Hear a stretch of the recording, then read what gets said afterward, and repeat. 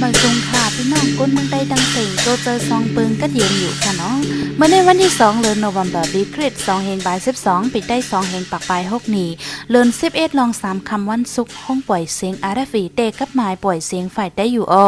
ไม่เสียผู้ก้อนตับจุ่ม468ตับซึกเมืองว่าพร้อมโฮม UWSA หลีอายสู่หรือใจสู่ย่างงุนปังซังปดนาการเหยาเส้นดังหลงเมืองแผนโหเต้าเมืองปอกปังสร้างก่อกึดกว่าเส้นดังหลงอันในมีแผนการก่อสร้างสายกว่ามา4เซนแต่สร้างมาเจียมปีกายดอยเย้าโตว่าได้จ่ายแห้งเงินหมอก6เฮงล้านดอลลาร์คัดเอาคอมมานีไทยมาเฮ็ดย้อนแผนการกึดลือและเครื่องเฮ็ดตั้งเสียงไข่เมื่อไว้หน้าหลอดตั้งปังสร้างเสียงเหย่ากวนเมืองปอกหลาดใจสู้ในเป็นผู้จำเจอเวยเสียกังผู้ก้อนนาลินซึก171อันยามมีปัญหาดังซึกได้เวยเสียกังในย่าอเมริกันปืนเผากาโหโลยาเมากำไว้ผู้จำใจเขาทัดสางว่าลองจ่ายอายสู่ย่าปดไหนย้อนป้ายมักมีแหลกการตั้งชื่อตั้งเปิงอำใจเกี่ยวกับปัญหาการเมืองกำซื้อแลจังย่างงุนจีสั่งรถหย่อนตั้นเฮงปุ่นพรว่าไหน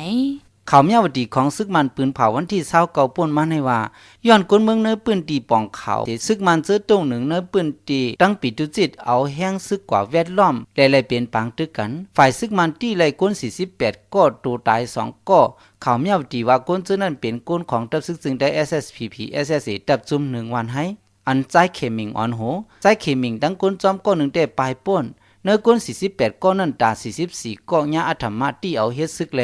เฮาส่งถึงมือพ่อแม่พี่น้องขึ้นหมดวันไหนเกี่ยวกับลงในเสผู้คันบักตับซึกจึงได้เจ้าหันใจลาลาดว่าตับซึกจึงได้ SSPP SSA เป็นจุ่มกึดซึกตั้งทุ่งเมานั่นก็เป็นตีลินตับซึกจึงได้กว่ามาตรงหนึ่งแลอำเอาล่องห่มรวมเป็นยาก้น50ก็กวยปากองเล่าเหลียวกวยซึกมันซ้ำเนว่าเป็นก้นสุยุงโอนเก้าในเสที่ก่อนนั้นได้เมื่อนาลองงำเย็นเตมันกึมนั่นก็อยู่ที่ซึกมันเสียงยาวอันไหนปิวหามูไลค่ะเจ้าซึกหลงลิ้นสคันห้องทวันเท่าหน้าเนอจะวิ่งไล่ค่ะเฮ็ดปางกุ๋มที่สั่งว่าก้นเมืองกูเกาะผู้เลยภัยตักเตรียมไล่กับสืบติดต่อซึกใต้ RCSSSE บ่ฮู้เตถูกแน่เป็นผู้ลักล้อมกับสืบจุ่มดอกไม้มีประเภทไม้มี17 ตักยาตดน้ำคอก2ปีถึง3ปีปิวหามูตอบว่าย้อนเนอปืนตีเจเว้งไล่คาในอ่ำปันซึกได้ดัง2จุ่มตรง1กว่ามาว่าไหน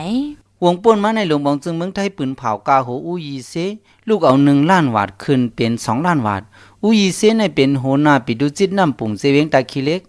นางหือเตตี้ไลอูยีเซนั้นเด็กกับสืบเจ้าหน้าที่มันตั้งตาคิเล็กเสขึงสร้างกว่าข่าว ASTV ปืนเผา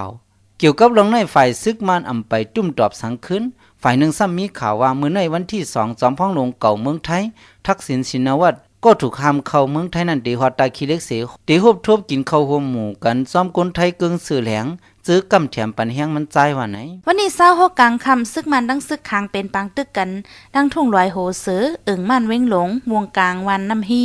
ดังวานสนค้าไว้บางตึกเหย่าซึกมันแห่กากนวันจุ่มก้นกาโว14เกาะจอบทัดเทศถามกูลองพ้องนั้นก้นวาน5เกาะโกเสแลนไปซึกมันซ้ำปล่อยหมากลงเสแลตายทางตีก่อ1หมัดเจ็บ3เกาะเป็นใต้อยู่เนื้อมันเว้งหลงเจเว้งมันเจวันนี้27นั้นซ้ำซึกขางซึกใต้ดังซึกตะอ้างโฮมกัน3จุ่มเป็นปังตึกดังซึกมันคามายา501ตั้งคารายา144ฝ่ายซึกมันตาย4เกาะหมัด8เกาะไม้พงเจาะผู้ขันปักตับซึกปลดปล่อยเจ้าจัดตะอ้างลาดวันที่28ป่นมาในตับซึกจึงได้ RCSSSA นาเรียนซึก701ทุ่งเมา